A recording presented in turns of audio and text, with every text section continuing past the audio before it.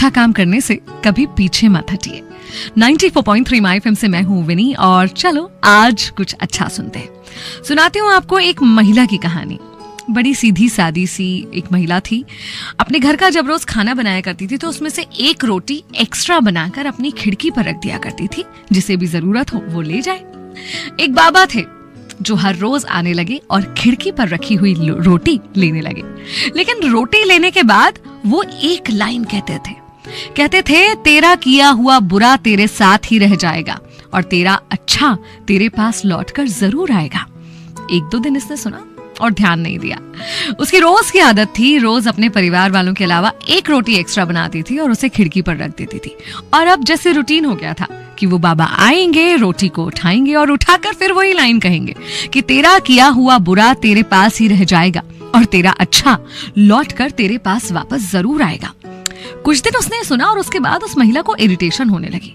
बोले, अजीब है ये आदमी, मैं रोज इसके लिए रोटी बनाती हूँ अलग से, आज तक इसने मुझे धन्यवाद तो दिया नहीं, आज तक थैंक यू नहीं बोला, और ये अजीब सा पता नहीं क्या बोलकर जाता है, मैंने किसी का क्या बुरा किया है। और एक दिन इतना चिढ़ गई कि गुस्सा हो गई। बोली, मैं ना इस बूढ़े बाबा से छुटकारा पाने चाहती हूँ। और गुस्से में जहर मिली हुई रोटी उसके लिए बना दी।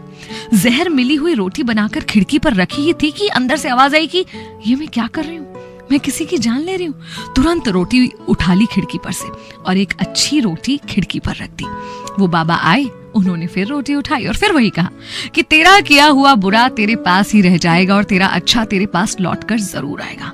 इसने अनसुना सा किया, इरिटेट हुई अंदर चली गई। इस औरत का एक बेटा भी था जो कई दिनों से बाहर था।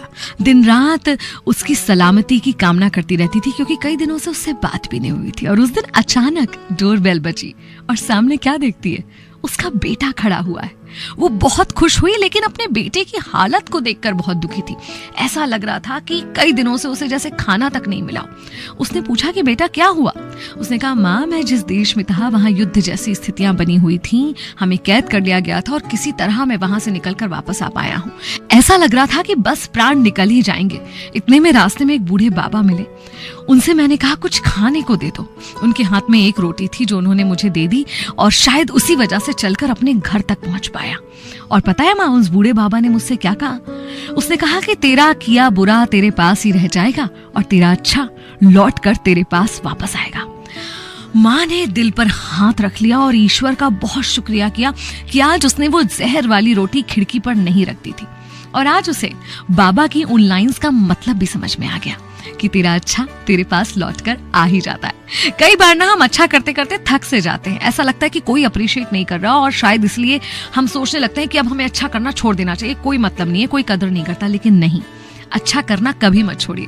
भले कोई उसके लिए अच्छे शब्द बोले ना बोले, भले कोई उसकी तारीफ करे ना करे, क्योंकि ये तय है कि आपके अच्छे कर्म आप तक वापस किसी ना किसी रूप में कभी ना कभी जरूर आ जाएंगे।